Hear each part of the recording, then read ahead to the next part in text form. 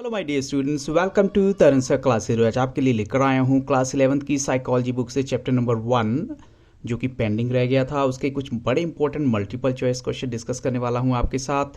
और देख सकते हैं फर्स्ट क्वेश्चन आपके लिए है व्हाट इज साइकी। जैसे कि हम जानते हैं साइकोलॉजी जो है 2 ग्रीक वर्ड से मिलकर बना है, साइकी एंड लोगोस।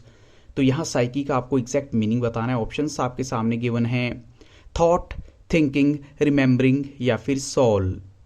तो यहाँ राइट आंसर है ऑप्शन डी, साइकी का मतलब होता है सोल। अब चलते हैं क्वेश्चन 2 के लिए। क्वेश्चन 2 में आप बताइए लोगोस का मतलब क्या है। तो ऑप्शंस आपके सामने हैं, साइंस, हिस्ट्री, साइकोलॉजी या फिर ऑल ऑफ दीज। तो यहाँ पर जो राइट आंसर है वो है ऑप्शन ए, जो लोगोस का मतलब होता है वो होता है साइंस। अब चलते हैं क्वेश्चन 3 के लिए।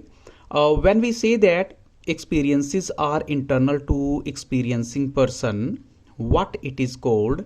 जब हम ये कहते हैं एक्सपीरियंसेस जो हैं इंटरनल होते हैं एक्सपीरियंसिंग पर्सन के लिए, तो इसको हम क्या कहेंगे। तो ऑप्शन आपके सामने हैं, states of consciousness, states of awareness, state of understanding या फिर ए एंड बी। तो यहाँ पर हम कहेंगे ऑप्शन डी करेक्ट है, जिसमें ए और बी दोनों ही आ जाएंगे। स्टेट्स ऑफ कॉन्शियसनेस या फिर स्टेट्स ऑफ अवेयरनेस दोनों ही आ जाते हैं। अब चलते हैं क्वेश्चन 4 के लिए। what do we use when we think or try to solve a problem। हम क्या यूज़ करते हैं जब हम किसी प्रॉब्लम के बारे में सोचते हैं या उसको सॉल्व करने की कोशिश करते हैं। तो हम पावर यूज़ करते हैं, मेंटल प्रोसेस यूज़ करेंगे, एनर्जी या फिर रीजनिंग। तो यहाँ पर जो राइट आंसर है वो क्या है। ऑफ कोर्स यहाँ करेक्ट आंसर है ऑप्शन बी, मेंटल प्रोसेस यहाँ करेक्ट है। अब चलते हैं क्वेश्चन 5 के लिए। इसमें आपको बताना है, unlike brain what does the mind not have. अब यहाँ पर जो है मैं आपको ऑप्शन नहीं दूंगा, राइट आंसर दे देता हूँ कि ब्रेन की अगर हम छोड़ दें तो माइंड के पास क्या चीज़ नहीं होती। तो इट्स वेरी क्लियर, माइंड के पास जो है एक फिजिकल स्ट्रक्चर या फिर एक लोकेशन नहीं होती।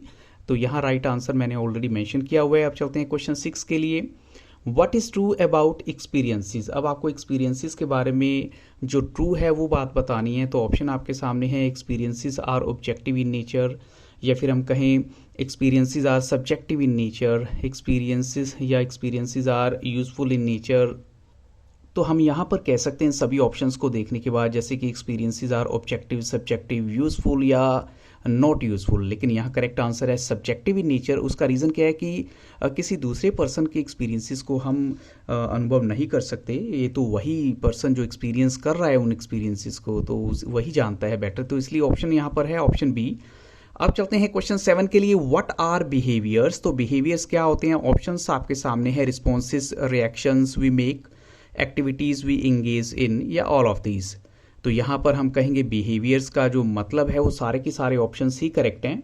यहाँ पर रिस्पॉन्सेज भी हैं, रिएक्शंस भी मेक भी है, एक्टिविटीज़ भी इंगेज इन और all of these correct answer है। अब चलते हैं क्वेश्चन 8 के लिए।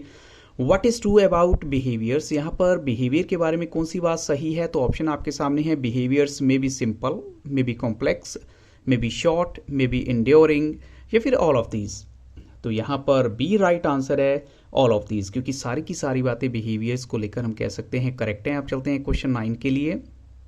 What does the psychology study. Psychology क्या चीज़ स्टडी करती है। तो ऑप्शन आपके सामने है, behaviour, experiences, mental processes, all of these. तो यहाँ पर हम कहेंगे राइट आंसर है ऑप्शन डी, क्योंकि जो साइकोलॉजी है वो सभी चीज़ों को स्टडी करती है, बिहेवियर को भी, एक्सपीरियंसेस को भी और मेंटल प्रोसेसेस को भी। अब चलते हैं क्वेश्चन 10 के लिए। What is held to be a major source of psychological understanding in Indian tradition. Indian tradition में आप किस चीज़ को मानेंगे major source of psychological understanding का। तो ऑप्शन आपके सामने है, सेल्फ रिफ्लेक्शन या फिर analysis of our conscious experiences या फिर ओनली ए या बोथ ए एंड बी। तो हम कहेंगे यहाँ पर बी जो राइट आंसर है वो सेल्फ रिफ्लेक्शन और analysis of our conscious experiences है, यानी both A and B right answer है। क्वेश्चन 11 देखिए। When was the first laboratory of psychology opened. यानी जो फर्स्ट साइकोलॉजी की लेबोरेटरी थी कब ओपन हुई थी। तो ऑप्शन आपके सामने है, राइट आंसर बताइए क्या होगा। तो करेक्ट आंसर यहाँ पर है ऑप्शन सी, 1879 में। Where was the first laboratory of psychology open, कहाँ पर ओपन हुई थी। तो ऑप्शन आपके सामने है, सूडान, केन्या, लेप्जिग या फिर अमेरिका। तो यहाँ पर जो राइट आंसर है वो है ऑप्शन सी, लेप्जिग में फर्स्ट साइकोलॉजी की जो लेबोरेटरी है वो ओपन हुई थी। अब चलते हैं क्वेश्चन 13 के लिए। Psychology is generally considered as, psychology को अक्सर क्या माना जाता है? तो ऑप्शन आपके सामने है सोशल साइंस या study of science, study of animals, study of humans. तो अगर हम साइकोलॉजी को साइकोलॉजी की टर्म में लें तो इसका राइट आंसर है ऑप्शन ए, साइकोलॉजी को जनरली माना जाता है सोशल साइंस। ऑप्शन 14 देखिए, which two are the emerging disciplines which continuously borrow from psychology, ऐसी कौन सी जो है टू डिसिप्लिन्स हैं जो कॉन्टिन्यूसली जो है बोरो करती हैं साइकोलॉजी से? तो ऑप्शन आपके सामने है science and history, neuro science and computer science, science and neuro science, या फिर साइंस एंड कंप्यूटर साइंस। तो यहाँ राइट आंसर है option B, neuro science and computer science, वो करेक्ट आंसर है। अब चलते हैं क्वेश्चन 15 के लिए। Psychology was influenced by Descartes and later on by the developments in physics has grown by following what is called. तो अब यहाँ पर देखिए जो डेवलपमेंट होती है फिजिक्स की उसको क्या कहा गया है? तो ऑप्शन आपके सामने, यानी उस ब्लैंक को फिल करना है। तो यहाँ पर राइट आंसर ही आपको दे देता हूँ, वो है हाइपोथेटिको डिडक्टिव मॉडल जो है उसको नाम दिया गया है। अब चलते हैं क्वेश्चन 16 के लिए। Which theory do not do the physicist have to explain that how the universe came into being, यानी जो फिजिसिस्ट हैं फिजिक्स वाले लोग हैं वो कैसे कहते हैं यूनिवर्स का जो है बनना कैसे हुआ? तो ऑप्शन आपके सामने है, कौन सी थियरी फॉलो करते हैं? जिंग जैंग, या फिर बिग बैंग, या फिर बिग बॉल, या फिर ग्रेविटेशनल थियरी। तो यहाँ राइट आंसर है ऑप्शन बी, आप पढ़ते आ रहे हैं पहले से भी, big bang theory is the correct answer. Question 17 देखिए, which approach has also been used to explain diverse kinds of psychological phenomena such as attachment and aggression. तो कौन सी अप्रोच जो है वो यूज़ की गई है डाइवर्स काइंड्स के जो साइकोलॉजिकल फेनोमेना है उनको एक्सप्लेन करने के लिए, जैसे कि अटैचमेंट या अग्रेशन की अगर बात करें तो ऑप्शन आपके सामने है evolutionary approach, critical approach, humanistic approach, या फिर फ्यूचरिस्टिक अप्रोच। तो यहाँ राइट आंसर है ऑप्शन ए, एवोल्यूशनरी अप्रोच की बात हो रही है। क्वेश्चन 18 देखिए, why is psychology being called as social science, क्या रीज़न है साइकोलॉजी को सोशल साइंस बोला गया है? तो ऑप्शन आपके सामने नहीं है, ये करेक्ट आंसर ही आपको दूंगा, क्योंकि it studies the behaviour of human beings in their socio cultural context, तो इसलिए इसको सोशल साइंस भी कहा जाता है। क्वेश्चन 19 देखिए, why the mind remained a taboo in psychology for many decades, यानी काफ़ी सालों तक माइंड जो है वो एक टैबू बन के रह गया, ऐसा क्या रीज़न है? अब टैबू का मतलब क्या होता है? जो बड़ी कॉम्प्लेक्स सी चीज़ होती है जिसका कोई सोल्यूशन ही नहीं था। तो यहाँ पर जो एग्जैक्ट आंसर है वो आपको देना है, it could not be defined in concrete behaviour terms, या its location could not be indicated, या माइंड की कोई लोकेशन ही नहीं थी, तो या फिर कहें दोनों ही ऑप्शन यहाँ राइट हैं।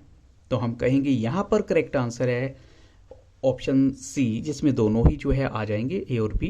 क्वेश्चन 20 देखिए, अगेंस्ट हुम does the scientific knowledge generated by psychology run, किसके अगेंस्ट जो है साइंटिफिक नॉलेज जो है जो कि साइकोलॉजी के द्वारा होती है वो रन करती है? तो ऑप्शन आपके सामने नहीं है, करेक्ट आंसर है कॉमन सेंस यहाँ पर, यानी कॉमन सेंस के लिए जो है साइंटिफिक नॉलेज जनरेट करती है जो साइकोलॉजी, वो चलती है या उसको फॉलो करती है, कॉमन सेंस के लिए यहाँ पर। क्वेश्चन 21 देखिए, डीवेक took two groups of students which were trained for 25 days to solve which problem, उनको जो है किस प्रॉब्लम को सॉल्व करने के लिए टू ग्रुप्स को लिया गया था स्टूडेंट्स के? Math problem, history problem, science problem, social science problem. तो यहाँ राइट आंसर है मैथ प्रॉब्लम। अब चलते हैं क्वेश्चन 22 के लिए, why the psychologist of Wundt time, यहाँ पर देखिए why the psychologist of Wundt time called structuralist, यानी वुंडेंट के टाइम के साइकोलॉजिस्ट को स्ट्रक्चरलिस्ट क्यों बोला गया है? तो ऑप्शन आपके सामने नहीं है, राइट आंसर है because they analysed the structure of the mind through, तो यहाँ राइट आंसर है थ्रू इंट्रोस्पेक्शन, जो है इंट्रोस्पेक्शन के थ्रू उन्होंने एनालाइज किया था माइंड का स्ट्रक्चर। अब चलते हैं क्वेश्चन नंबर 23 के लिए, वुंडेंट वॉज इंटरेस्टेड इन, वो किस चीज़ में इंटरेस्टेड था? तो ऑप्शन आपके सामने है the study of conscious experience, the study of human behaviour, the study of animal behaviour, the study of sociology. तो यहाँ पर जो राइट आंसर है वो क्या है? यहाँ राइट आंसर है option A, the study of conscious experience जो है वो करेक्ट आंसर है। अब चलते हैं क्वेश्चन 24 के लिए, तो क्वेश्चन 24 है what it wouldn't want to analyse, वो क्या चीज़ एनालाइज करना चाहता था। तो यहाँ राइट आंसर क्या गिवन है, द कॉन्स्टिट्यूएंट्स और the building blocks of the mind. वो बेसिकली जो है बिल्डिंग ब्लॉक्स जो है माइंड के या कॉन्स्टिट्यूएंट्स जो उसके भी हैं उनको एनालाइज करना चाहता था। अब चलते हैं क्वेश्चन 25 के लिए। In introspection what was asked to individuals to do in psychological experiments. Introspection की अगर बात करें तो इंडिविजुअल्स को क्या कहा गया था साइकोलॉजिकल एक्सपेरिमेंट्स के लिए अपने करने के लिए, तो ऑप्शन नहीं है, राइट आंसर है they were asked to describe in detail their own mental processes और एक्सपीरियंसेस। तो उनको जो है अपने मेंटल प्रोसेसेस या एक्सपीरियंसेस को शेयर करने के लिए या उनको डिटेल में बताने के लिए कहा गया था। अब चलते हैं क्वेश्चन नंबर 26 के लिए। Where did William James set up a psychological laboratory. तो यहाँ ऑप्शंस आपके सामने गिवन है, इन लंदन, कैम्ब्रिज, हार्वर्ड या लेप्जिग। तो यहाँ पर जो राइट आंसर है वो क्या होगा, यहाँ राइट आंसर इनफैक्ट है Cambridge, option B correct answer है। अब चलते हैं क्वेश्चन नंबर 27 के लिए। Who developed the functionalist approach to the study of human mind. अब इस जो फंक्शनलिस्ट अप्रोच है ह्यूमन माइंड के लिए जो स्टडी करती है उसको डेवलप करने का क्रेडिट किसको जाता है। तो ऑप्शन आपके सामने है जॉन वाटसन, विलियम जेम्स या फिर मार्शेस या फिर डीवेक्स। तो यहाँ पर जो राइट आंसर है वो है ऑप्शन सी, यानी हम कह सकते हैं कि जो फंक्शनलिस्ट अप्रोच है जो ह्यूमन माइंड को स्टडी करती है उसको डेवलप करने का क्रेडिट जाता है मार्शेस को। अब चलते हैं क्वेश्चन 28 के लिए। Who used functionalism to argue that human beings seek to function effectively by adapting to their environment। अब ये किसने कहा था या हम कहें ये किसने यूज़ किया था जो फंक्शनलिज्म है और आर्ग्यू करने के लिए कि जो ह्यूमन बींग्स हैं वो अच्छे से इफेक्टिवली फंक्शन करते हैं जब वो अडाप्ट करते हैं अपने इन्वायरमेंट को। तो ऑप्शंस आपके सामने हैं, राइट आंसर आप बताइए। तो यहाँ पर जो राइट आंसर है वो है ऑप्शन ए, जॉन डेवी ने ऐसा किया था। अब चलते हैं क्वेश्चन नंबर 29 के लिए। As a reaction to the Wundt structuralism what was और what has emerged in the 20th century.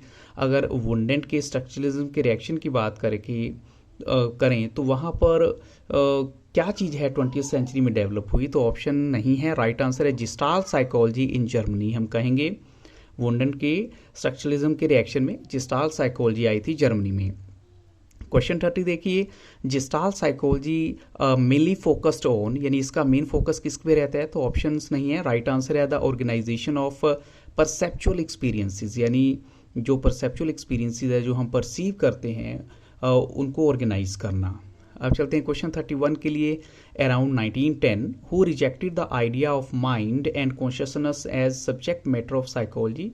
ऐसे कौन थे जिन्होंने 1910 के आसपास जो है माइंड और कॉन्शियसनेस के आइडियाज़ को जो कि सब्जेक्ट मैटर के तौर थे साइकोलॉजी के उनको रिजेक्ट किया। तो ऑप्शंस आपके सामने और right answer, yes right answer है यहाँ पर ऑप्शन डी, जॉन वाटसन ने ऐसा किया था। अब चलते हैं क्वेश्चन 32 के लिए।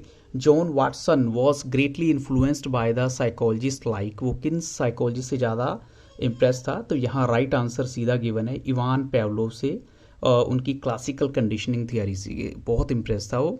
अब चलते हैं क्वेश्चन 33 के लिए। What did humanist like Carl Rogers and Abraham Maslow emphasise. उन्होंने किस चीज़ पे जोर दिया, the free will of human beings and their natural striving to grow unfold their inner potential. इस चीज़ पे उन्होंने जो है ज़्यादा एम्फेसाइज दिया है, जोर दिया है, स्ट्रेस दिया है। क्वेश्चन 34 है। What does the process of cognitive involve, यानी कॉग्निशन की जो प्रोसेस है क्या चीज़ इन्वॉल्व करती है। तो यहाँ सारे ऑप्शन है, थिंकिंग भी है, अंडरस्टैंडिंग भी है, परसीविंग है, मेमोराइजिंग एंड प्रॉब्लम सॉल्विंग। 35 देखिए। Which are the 3 sister social science disciplines, इनमें से जो है कौन सी हम कह सकते हैं। तो यहाँ पर माइनस सा चेंज किया है, सेकंड ऑप्शन में मैंने सोशोलॉजी, हिस्ट्री, साइकोलॉजी डाल दिया है और थर्ड ऑप्शन है पॉलिटिकल साइंस, हिस्ट्री, साइकोलॉजी या फिर economics, sociology and political science. तो यहाँ वो 3 सिस्टर सोशल साइंस डिसिप्लिन्स आपको बतानी है और राइट आंसर है यहाँ पर ऑफकोर्स ए ऑप्शन तो नहीं हो सकता क्योंकि वो सिंगल है। तो थर्ड ऑप्शन आपका यानी पॉसिबल था, लेकिन यहाँ राइट आंसर है option D, economics, sociology and political science. They are the 3 sister social science disciplines. अब चलते हैं क्वेश्चन नंबर 36 के लिए। Name the 3 American scholars who have worked on the micro level economic behaviours of the individuals. तो यहाँ right answer क्या है? H Simon, D खानेमन और टी शीलिंग जो हैं, ये 3 जो हैं अमेरिकन स्कॉलर्स हैं जिन्होंने किस पे काम किया है? Micro level economic behaviours of individuals पर।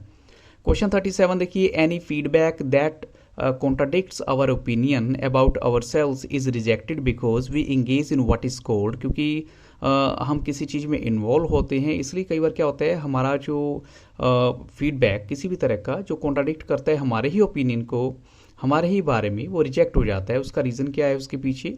ए defensive behaviour, offensive behaviour, a suitable behaviour या फिर एक कन्फ्यूजिंग बिहेवियर।